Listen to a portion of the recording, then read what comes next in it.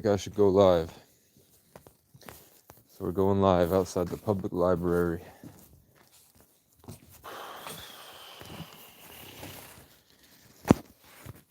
Powerful messages today.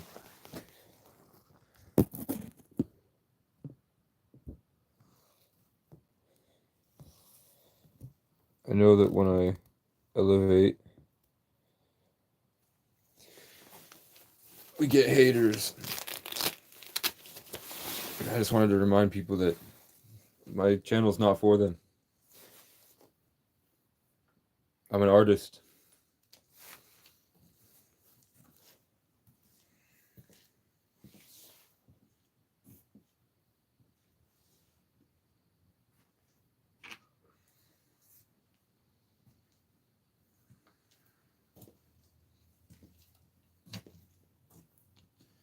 I feel like I'm going through this for a reason. I feel like the pain and suffering is for a reason.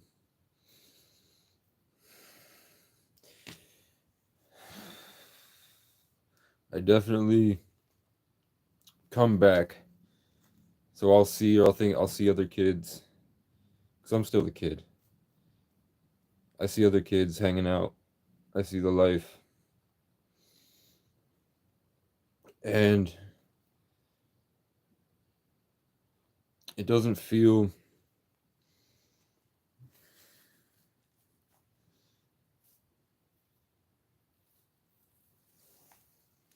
oh man, brother. I told you. I told you.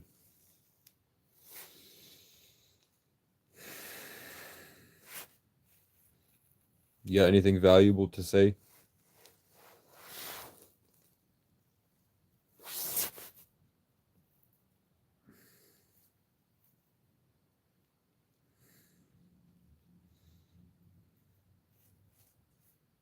I'm waiting.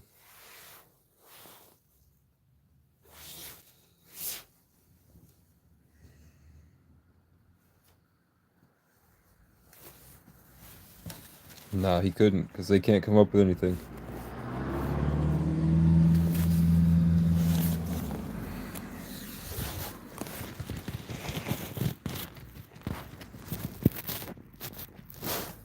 I had some revelations. What's up? Brian's here.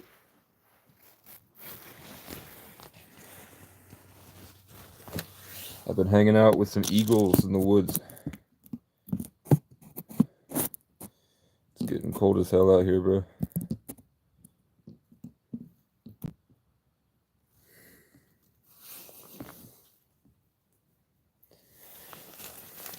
I don't like it, man.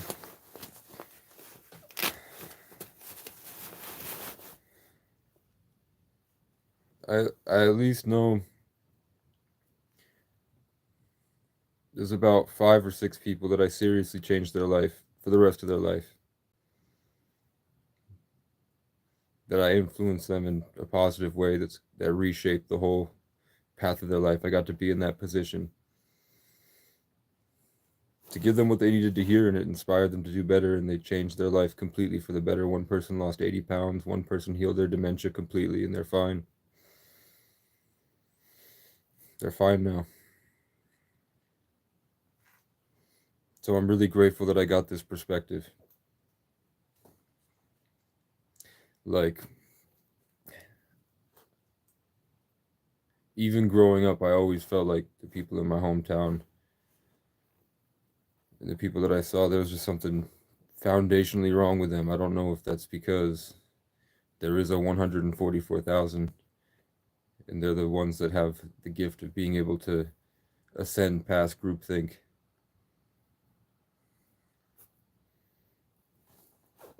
In the social matrix.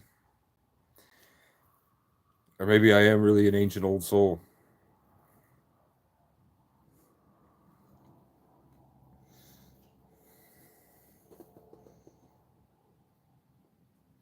I think the perspective that I gained from the life that I lived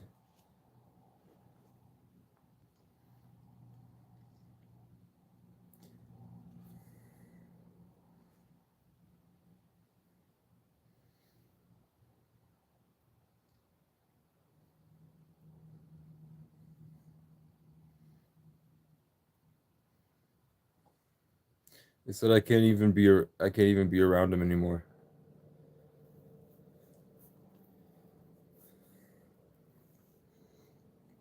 And I know that all these the people on social media and most of the people, they just support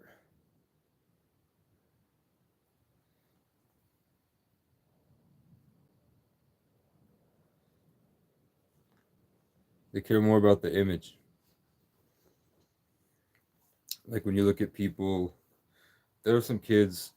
I told you Vermont's got this portal that has high vibrational energy that allows people to be better creators, closer to God, not more important in a sense that more important for the change of the collective consciousness because they've got the higher vibrational energy, they've got the better life. So as we're transitioning to the age of Aquarius, we have that blessing.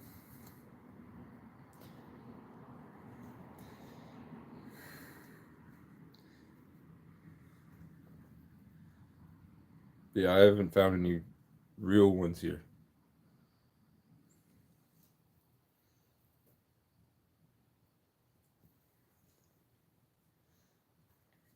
I just see the world as a bunch of sick kids.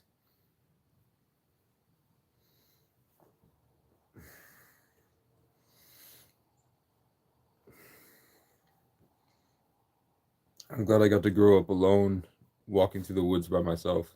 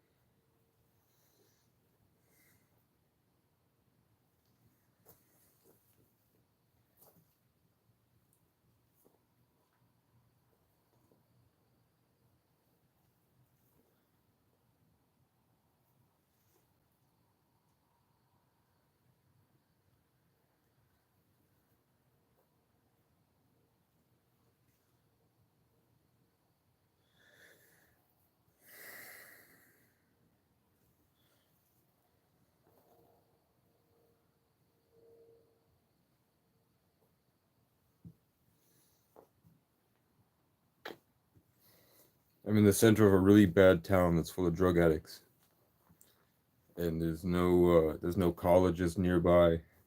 This is one of those places that people wind up in and they get stuck forever, and then they just disintegrate and settle into nothing. So when you walk through, when you have no responsibilities and you're free and you're traveling and you've been around the country for a decade and you've met spiritual leaders, you've had all these spiritual experiences, you just work hard in life. Like I was a bodybuilder. I was a pickup artist. I was a musician. An artist on stage. And then I was this traveling homeless guy. I've been through a lot and I've seen a lot since a child. That's really helped my perspective. And I think I always had a lot more. I honestly think that I came out more experienced than others. I think I've always had something. There's something in the way that I focus. Something in the way that I can focus. And I just naturally have my priorities straight.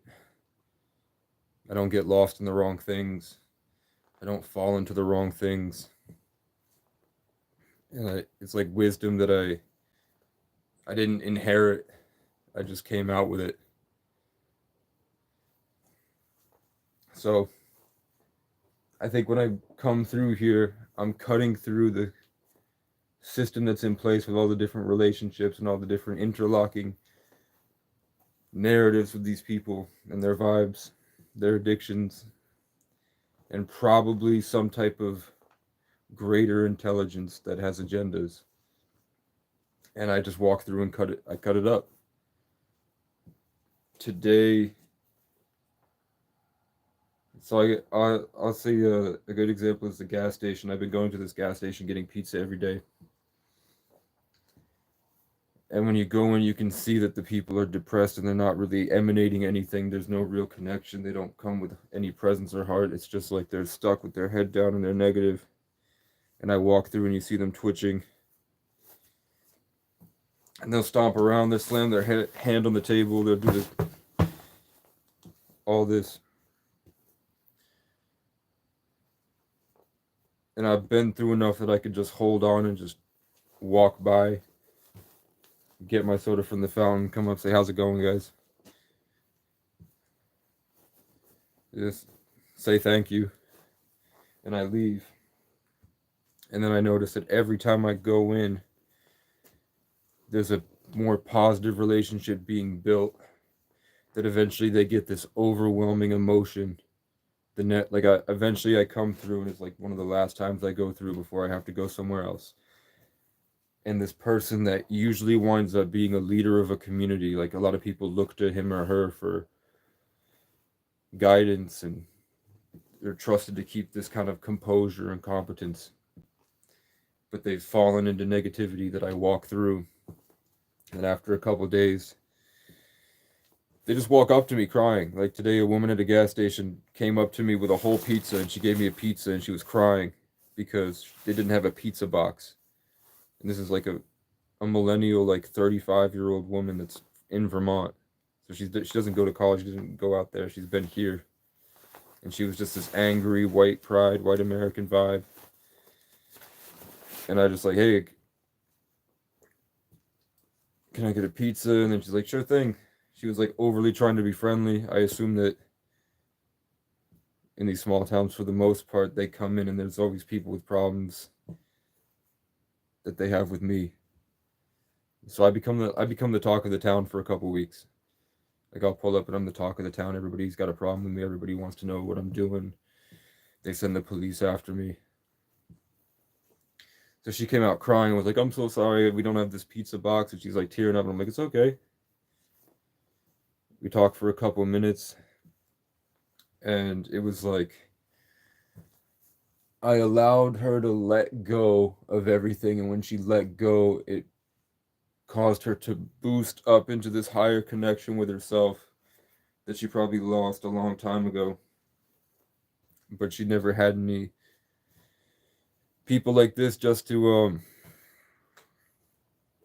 allow them to be comfortable. They don't have to keep up the ego. So it was like immediately she grew like 2 inches, like her whole body just like there was this huge pressure like this, and she just like went like that, walked inside, and probably made it 5 to 10 minutes before someone ruined it for her, and she got stuck again. But when that happened, there was like 30 or 40 people driving by. This is a tourist town. And I drive by and I try to talk to people. It's just a bunch of angry rich people. They're rich, they have so much money, but they're all judgmental, rigid, angry. So there's nothing you could say or do for them. You just exactly what I'm doing. I ride by on the bike. And then they try to do the spiritual energy games, whatever. They try to hold on to their focus and keep it, and they can't because I'm already gone. And then I go down to the lake and I sit there depressed and like processing all the pain of the community. I push that point forward where I gain control of it. I make it positive. It feels like there's this giant supernova of everybody that the system that I had just kind of like a positive parasite had just latched onto and then changed for the better. And as soon as I hit that, bam, an eagle comes up and sits right in front of me like this. Like about this far away, where that blue is. And I just sit with an eagle for a couple hours. And it's just like looking for stuff to eat. It gets a couple fish. It comes back. It hangs out. There must be something about me that's positive for it. I don't see any other incentive for it to do that. We had 2 eagles today. Yesterday we had 2 big cranes. And I always look like every fall there's like a cycle where I'm depressed and I'm stuck and I'm looking for a sign. And then I power through it. I overcome it. I get to this new reality. And then the crane comes. And so today we had 2 cranes. No, yesterday we had 2 cranes. It's these rare birds that I never see that only show up at these specific times as like this validation.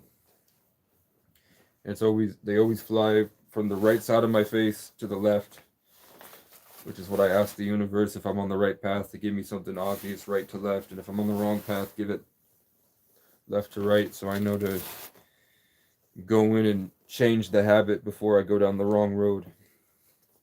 And it's happened for years. It's happened for about 4 years now, so consistently.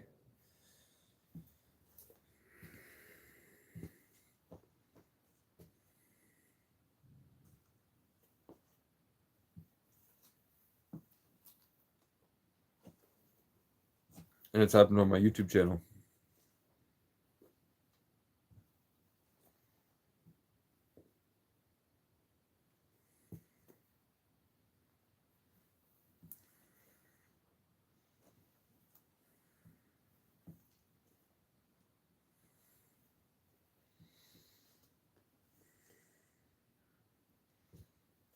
See, I just felt like I should go live.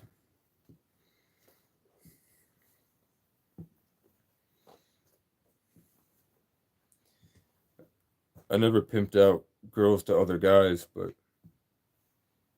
I definitely had, like, at one point I had 6 girlfriends, and it wasn't enjoyable. It was more of an addiction. Like maybe the first day or the first couple days to have that story that I woke up with one girl and then I made it through 6 before the night ended. Like I woke up with my girlfriend and then I'd go from Brattleboro. You can look on a map. I went from Brattleboro all the way up to White River Junction in Lebanon. And I had a girl in every town because when I had a car, I would just pull in and do my routine where I go into a restaurant and I find the prettiest girl and give her a little origami rose and talk to her for a couple of minutes, go on one date with her, and then she's hooked. So then for like 2 months, I just go up whenever I felt like it. So I'd set them all up. And I'd start with my girlfriend, who I took her virginity, and I loved her a lot. She was probably one of the best girls I've ever met. And then I just, like I'd leave at 8. I'd get to Springfield by 9. I'd be with her until noon. I'd leave at noon. I'd get to the other girl at 1. And then so on until I got back at like 9 o'clock to my original girlfriend. And what I felt like I was raising the bar for all of them because I was able to just give them all the same experience. So I thought that like taking them on adventures and showing them outside that small town perspective and being fun and the guy that they want, but also the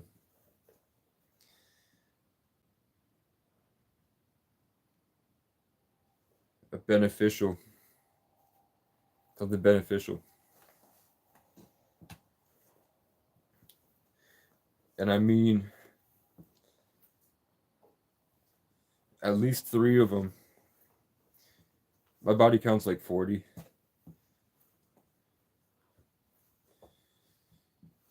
At least like 3 or 4 of them have come back and said thank you for that, even though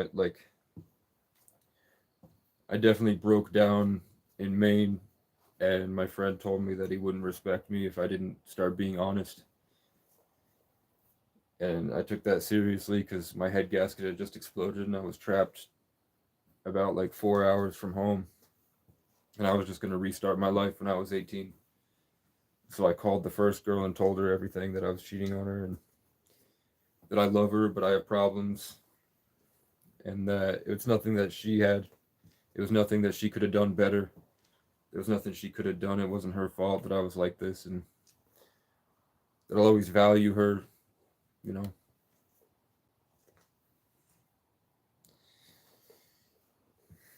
But although, like, a lot of those girls have come back and said thank you, because like they get older and they go back and realize, like, they kind of pick apart their memories before they go to bed, and they can see the decisions I made and why I made those decisions and how it happened, and all have spiritual experiences now that we're waking up, and they go back through and realize what I did. I raised the bar for them, so I don't feel bad.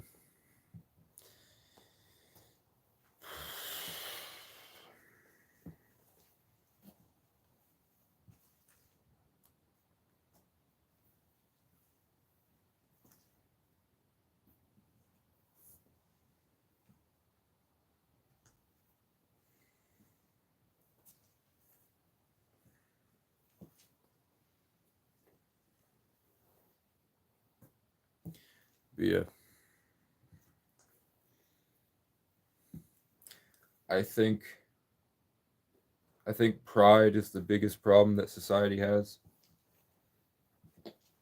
And I think that pride is like an invasive species in the collective consciousness. I think that it tries to work its way through relationships and communities to try to keep people stuck. And I think that for the most part, there's a spiritual intelligence that wants to farm people and keep them stuck. There's also like, it challenges you to do better. And if you work hard enough, you get chosen by God and you get divine appointment and you can do more. You can be in a better position because you made it through the gauntlet. You leveled up. But at the same time, if you don't want to do that, you're still a victim of it when you settle in.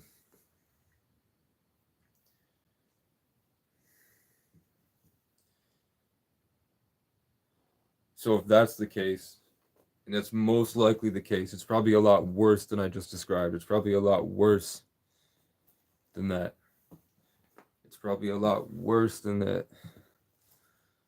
Appreciate you, Splish.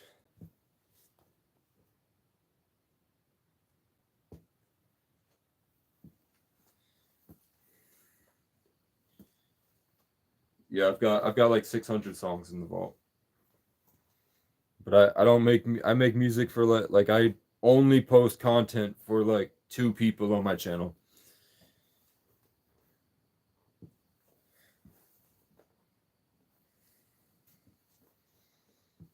Like I believe that my life is the highest form of artistry for the exalted 33 life path ancient soul that is overarching the multiverse timeline that all the Caseys are doing. All the different decisions I could have made, how Casey, which is named after the ancient tree that taught higher dimensional consciousness to the ancient Egyptians that allowed them to build the pyramids. As it grew through all the different decisions I could have made and all these places I went and all the different gardens I grew into in this, I think that there's the higher self, the oversoul is the composer of the whole thing. So I treat every day like it's a work of art. So I just make content to share that when I'm not trying to help people wake up to that understanding.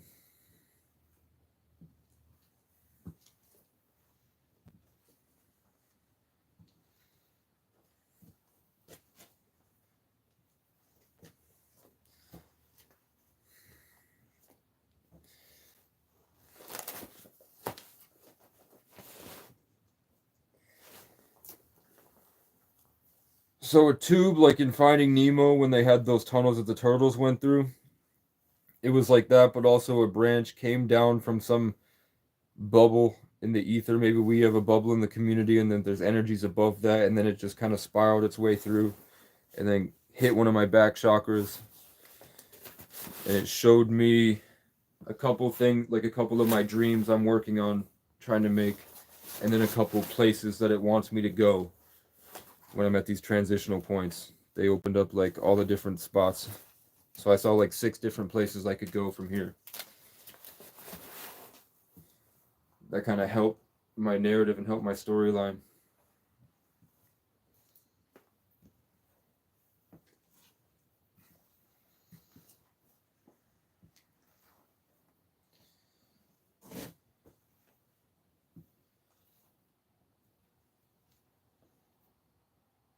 Oh, I was saying that if all that's true, which it is, I just went to college for humility.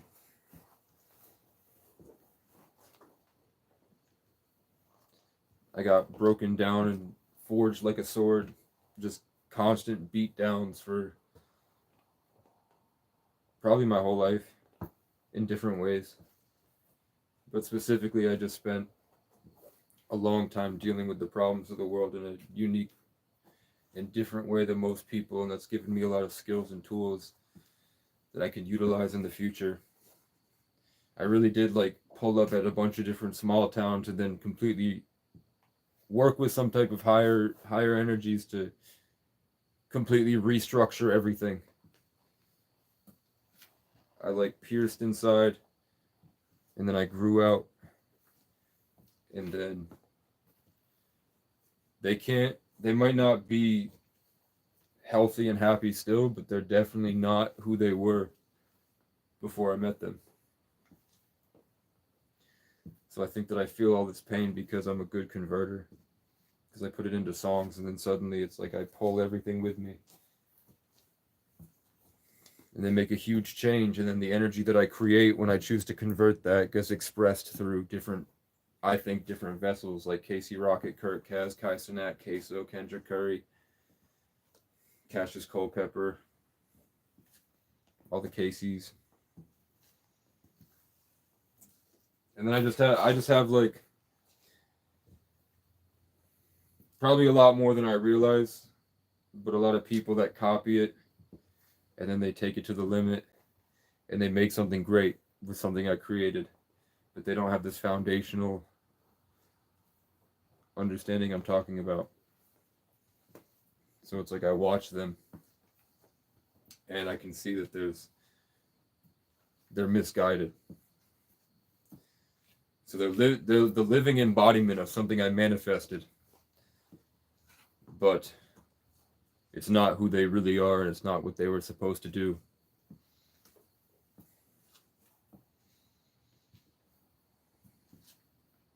And then when I'm on the fence and I don't know if that's the case, casually in like a song that they make or something that they say to a homeless guy on the street when they're doing a street interview, or like a YouTube video of them doing like an infield pickup or them leading a sermon to like thousands of people.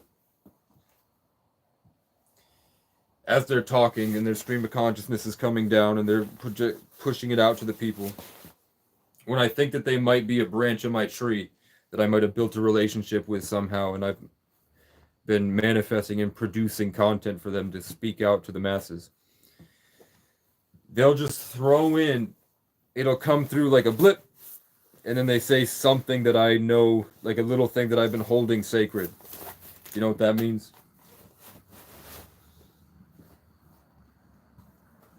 And then the better I get at it, the more I go, the more you see things like my family gets completely disintegrated and they come back as these vicious, angry, gaslighting, gang stalking narcissists. They almost feral.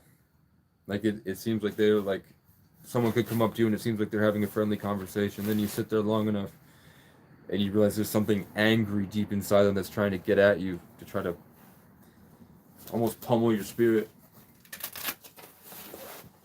And then we have police that are completely gone and twitching, and they drive by really slowly and they have their hand moving like this out the window at you.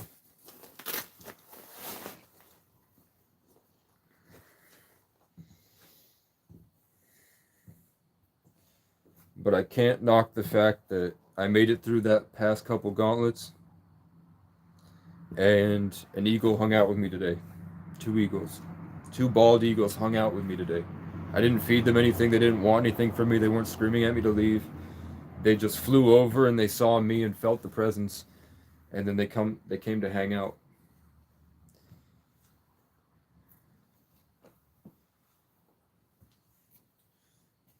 So when I push through, because the way that I talked, you could tell I've thought a lot about it.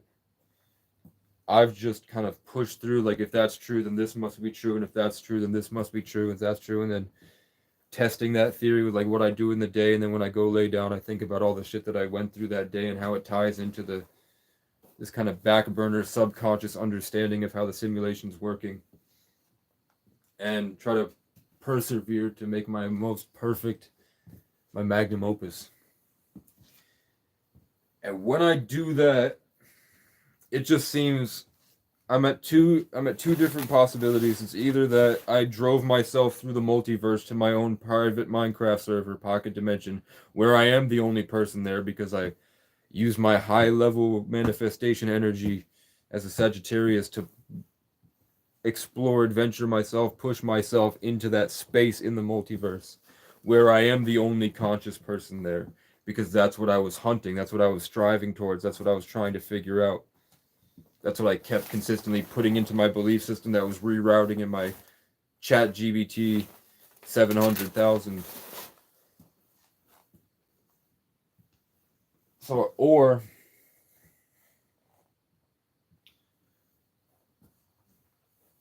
yeah, it could be that reality is subjective and that there is only one Earth. I don't think that that's the case though.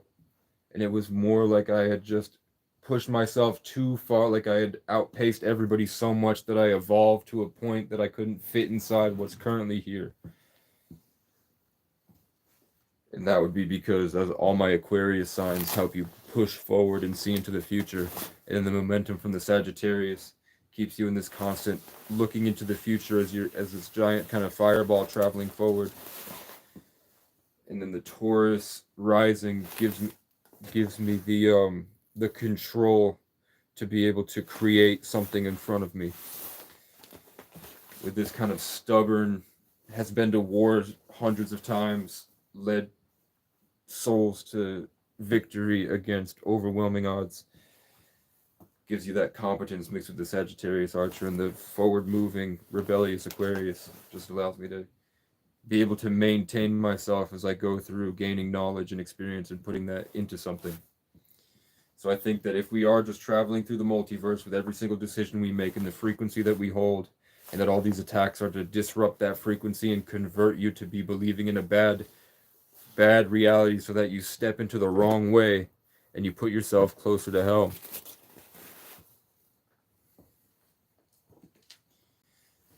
Then my perseverance might have put me so far out of it that I was in my own private Minecraft server.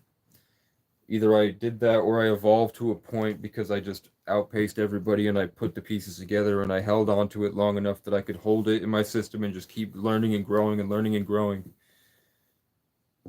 But I can't knock the fact that when I did that, all of a sudden there was Owen Cook, Elliot Hulse, MGK, C.416, North Ave Jax, Real Ricky, Annoyed, Chris Webby,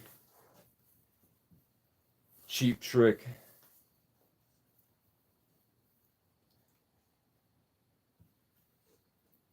And that's just in the mainstream industry that you'll find on your phone. But there are thousands of others that they come, when I get to that point, they come around me and I have things that wake them up and they start crying, and then we build a relationship, and then they go on to kind of be this embodiment and representation of that experience because I was a role model for them. And then they went on to be in that position for thousands of others.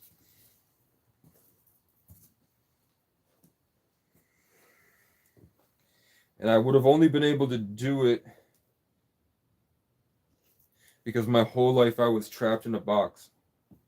I was in isolation as a child. I had nobody that understood me. I had no love in my family, really. Like, we didn't say I love you. We didn't hug. We never had we didn't have full-length conversations at all. My family was someone that we'd sit in a room and we never spoke. So I would sit alone in the woods by myself as an only child.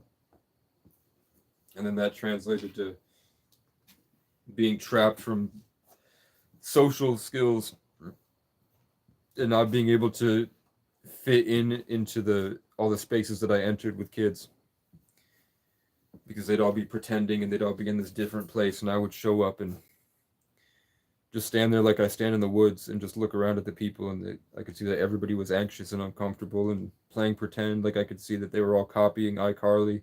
There was like a room full of Miranda Cosgroves and David Hendrys, Gibbies and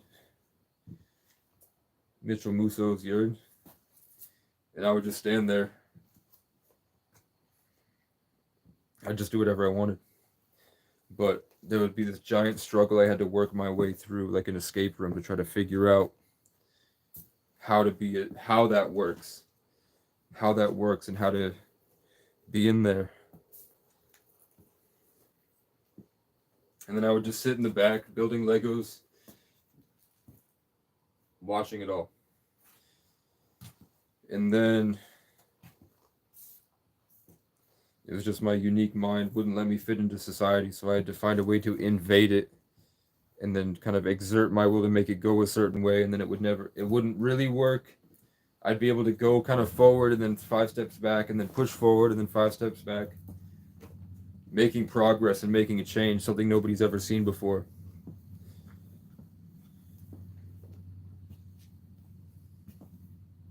And then I would get this huge pushback where everything comes crumbling down, and then I'm worse off than I was before, like I was trapped in rooms. Instead of being alone in the woods with no friends, I was now trapped in a room, and all the kids around me in the other rooms were crying every night because their parents had neglected them and gave up, and the system was abusing them. So now I'm stuck there trying to escape from an institution because I didn't have any parents. So now I had to fight my way out to get myself a place to go. I had to convince adults with problems to kind of submit and let it go my way so that I could get out and do more, because I knew there was so much more I could be doing. I knew I was wasting my life being stuck in that institution when I knew I was a freshman in high school. So it took me like 6 months to get out. And the way that it was, I was able to get a bunch of other kids out too. And then I had to go back into school and fat, pale, bad haircut, named himself after a Greek god instead of his real name, telling me he knows anything about anything, bruh. Get off my dick. Get off my dick, bruh. We don't. You were. All the shit I say is good.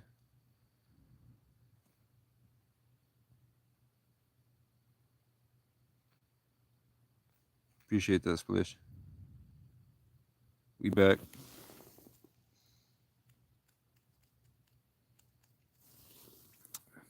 Where's up here? Ethan.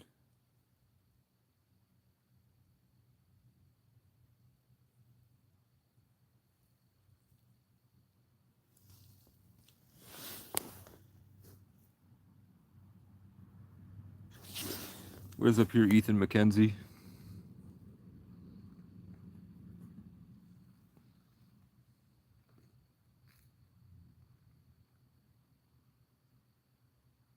Oh, he's yapping.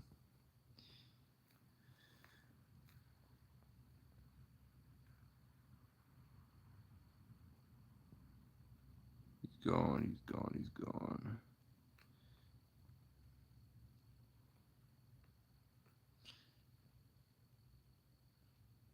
So I had a dream. What's up, Natalie? I had a dream the other night that I was live streaming, and all these random haters that come into the chat that say negative stuff that doesn't really make sense. It just seems like they're trolling, you feel me? They're not here for me. They were here because when all of you guys read what they say, it's going into your mind, and they're changing your frequency. It wasn't an attack on me, because I'm just like, whatever. It was an attack on the people that were watching to prevent them from feeling the high vibrational energy that comes through. They couldn't tune their frequency to what I was talking about because they had all these things punching their mind.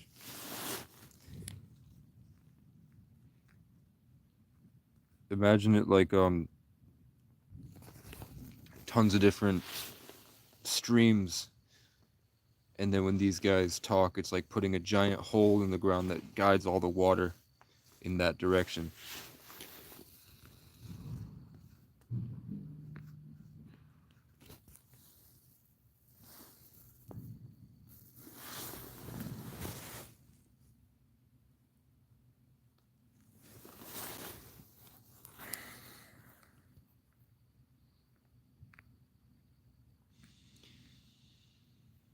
It just seems like a different subspecies of human. That's what I want to say. That's what came to me, is that they seem like a different subspecies of human. That they were just whiny kids.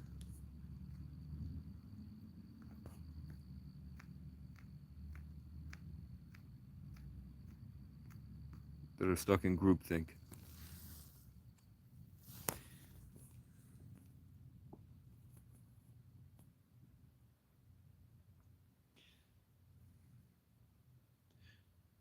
Yeah. I don't have anything to say. It's all the same stuff. Fast, sunlight, probiotics, ketosis, autophagy, neurogenesis. Lose your mind to come to your senses. Imagine nothing in reverse at the Higgs boson. Learning how to connect to sunlight and live in that frequency so that you can start to take in, actually absorb the sun's energy and change your vibration so that you can start to glow and literally force yourself through the matrix to open up better timelines for yourself and cut through the world like a knife through butter. And then you just be that embodiment as an example, and then that will be a role model in other people's minds when they see you walking down the street and they don't recognize that they're feeling your energy and they're seeing that light, but they don't recognize it because they don't think that it's real, but it's still hitting them. And then just having that boundary to say no and keep going on your mission when they come up to you because they don't realize that their thoughts aren't their own and they're being guided by their impulses, and that there's a negative thing inside them that's keeping them negative and tethered to the community, the ego system that will try to attack you and convert you so that it can get inside you, literally. So I'm happy with my life. And all the people that I looked to respect me, at the end of it, they weren't worthy of my respect.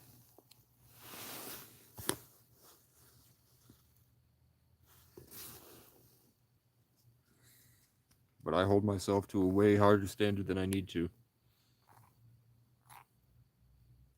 And I probably feel pain a lot worse than most people. But it's a gift. So at 43,